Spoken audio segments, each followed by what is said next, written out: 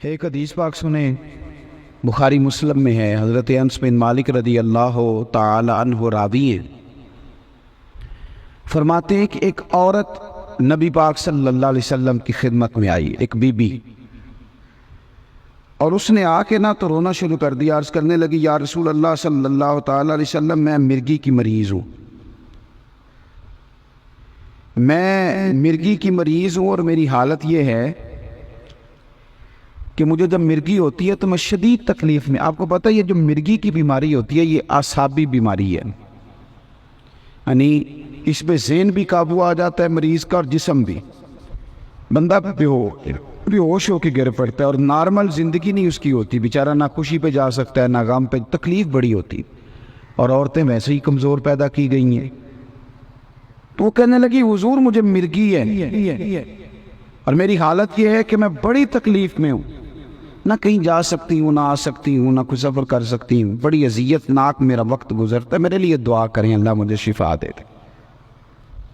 میری بات کی سمجھ آ رہی ہے آپ حضرات کو؟ جو نہیں بول رہے انہیں بھی آ رہی ہے؟ تو یا رسول اللہ صلی اللہ علیہ وسلم میں تکلیف میں ہوں، میرے لیے دعا کریں۔ حضور نے کیا فرمایا؟ کبھی کبھی میرے محبوب علیہ السلام کا انداز بڑا انوکھا، بڑا نرالا، بڑا حسین و جمیل اور ہی رنگ اختیار کر جاتا ہے۔ حضور فرمانے لگے چل ایک بات کر میرے ساتھ، یا رسول اللہ حکم کریں۔ تو سرکار فرمانے لگے اگر تو کہے تو میں دعا کرتا ہوں اللہ شفا دے دے گا، اور اگر تو کرے صبر یعنی مرگی کے ساتھ ہی گزارا کرے، اگر تو صبر کرے تو میرا وعدہ ہے رب تجھے جنت عطا کرے گا۔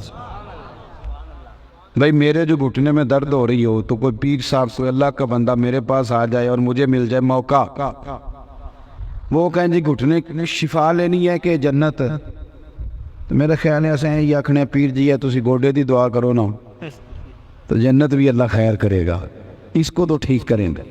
مطلب ہر شخص، وہ حضرت سلطان باہو سے کسی نے کہا تھا روز بڑے مرید کرتے ہو، بڑی دنیا آتی ہے، تو آپ فرمانے لگے رب دا طالب کوئی نہیں ملیا، یہ جو ملے ہے طالب زر، یہ تو جو آتے ہیں یہ تو تویز کرانے آتے ہیں کہ کاروبار چل جائے،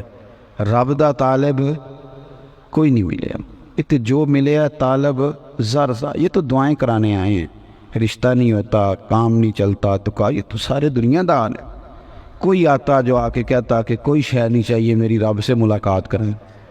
رب دا طالب کوئی نہیں ملے۔ اور اپنے بارے میں کہتے ہیں ایسا تے کیتی ہے جان حوالے رب دے،